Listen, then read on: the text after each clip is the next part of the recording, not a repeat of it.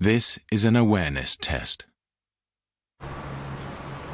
How many passes does the team in white make? Go!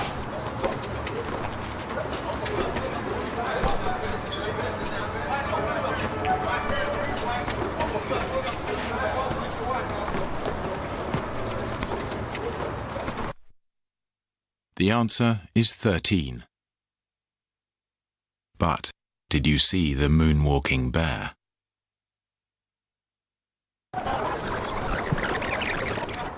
Go!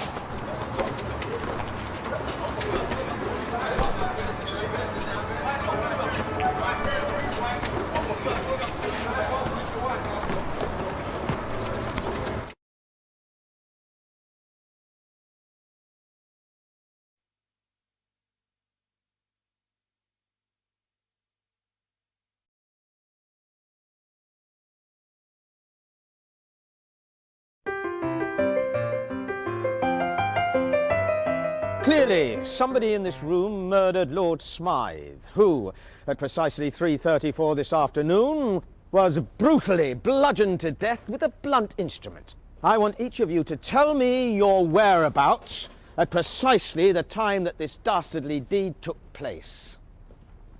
I was polishing the brass in the master bedroom.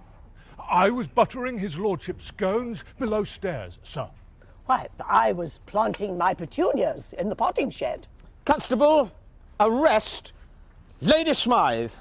But how did you know? Madam, as any horticulturist will tell you, one does not plant petunias until May is out. Take her away. That's right, madam. It's just a matter of observation. The real question is, how observant were you?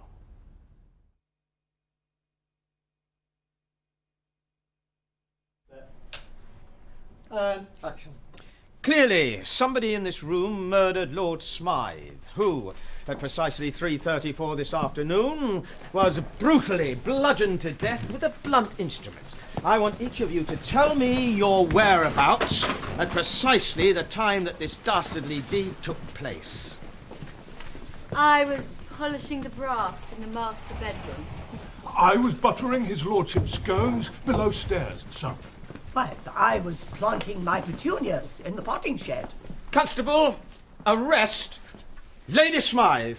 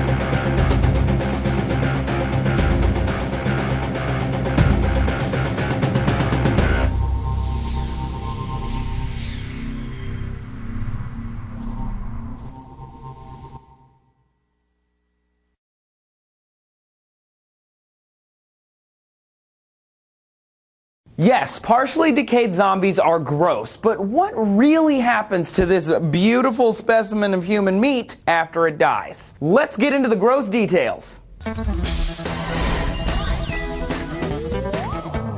Hey everybody, Trace here for DNews. Death is as natural as birth, but it's celebrated a lot less. At the moment of death, the brain has a surge of activity as its last oxygen is depleted, and then it goes dark. Hormones which regulate body functions stop being secreted by the brain, and though some physical functions continue for a few minutes, eventually all human functions stop and the post-death process begins. Firstly, at death, all your muscles relax. It takes burning oxygen for energy to keep you tense. No O2, no tension. This includes the body's sphincters, which is why death often causes defecation and incontinence. Now, just because the body is medically dead doesn't mean everything in the body is. Some cells continue burning remaining energy, which contributes to what happens after we die. Not to mention the 100 trillion bacteria living inside of our intestines, on our skin, and elsewhere. They've been with us our whole lives, so there's no reason for them to stop now. Algor mortis, or the death chill, begins immediately at death. On average, a human body loses 1.5 degrees an hour until it reaches room temperature. Without a heartbeat, blood and fluids begin the lividity process at that point, succumbing to gravity and pooling the blood at the lowest points in the body. In light-skinned people, pooling blood is visible outside of the body as a dark purplish blue, and after 2 hours, that blood clots. This is how forensic specialists can tell if a body has been moved. Within 3 to 6 hours, rigor mortis sets in, tensing the muscles again. After death, calcium floods the muscle tissue and bonds with proteins that control muscle contraction. This uncontrolled bonding causes muscles to tense up for about 24 to 48 hours until it wears off. The eyes will cloud during this time as well, especially if they're left open. And once rigor sets in, they are pretty much stuck open for a while. So that whole closing eye things in the movie, it's possible as long as you get to them really quickly. Though you might not have to, because according to one study, 63% of people fully close their eyes at death, which actually kind of seems like a lot to me. Okay, so let's get back to it. You're dead. Your decomposition is starting. This is exciting. Your cells are dead and they're beginning to break down. In this case, cell death happens because of necrosis. It's messy, and without circulation, the body can't come clean up that dead cell matter. As carbon dioxide builds up and the pH of the tissues in your body rise, the cells weaken and eventually their cell membranes break, releasing the inside fluids into the surrounding tissue. Enzymes in that fluid cause damage, blistering, and color changes, and this continues for a long while. By the second or third day, putrefaction sets in, assuming you're just leaving the body out. Oxygen has been depleted by the natural microorganisms in our respiratory and gastrointestinal systems, and they've begun to spread into other sections of the body. For example,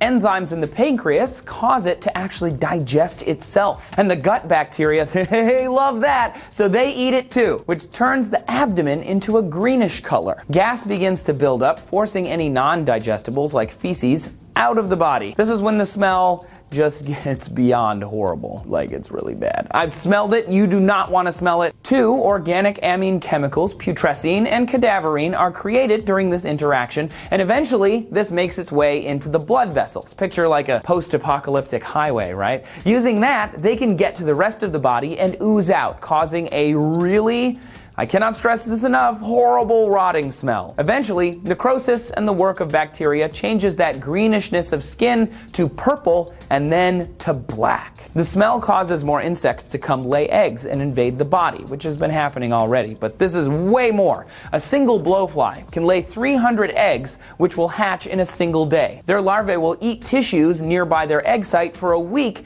as a maggot before transforming into a blowfly and going away. Over the next week, maggots and bacteria pop holes in the body, releasing the gas and the smell even more.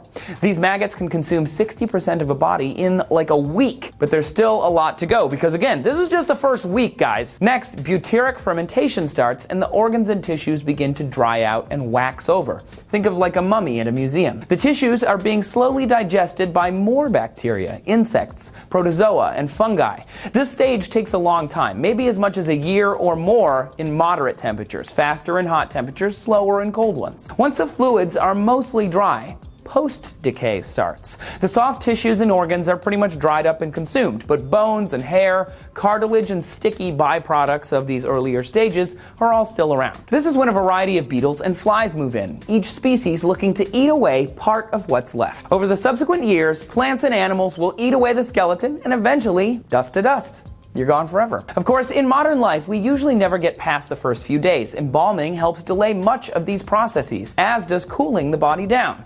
This is more like if you left a human laying around, like an old pizza. Sure, we die, but all these things live on thanks to our gross, wet corpses. It's inevitable and kind of fascinating. I could do like 5 more episodes just on all of this stuff and what happens later. Let us know what you think about this down below. Not like down below, like buried and just down in the comments. And make sure you subscribe for more D News. Lacey did a video, you can find it over here, about how we even know when someone dies. And me and Wilson talked about if you can be scared to death right here. Thanks for watching, everybody. Happy Halloween.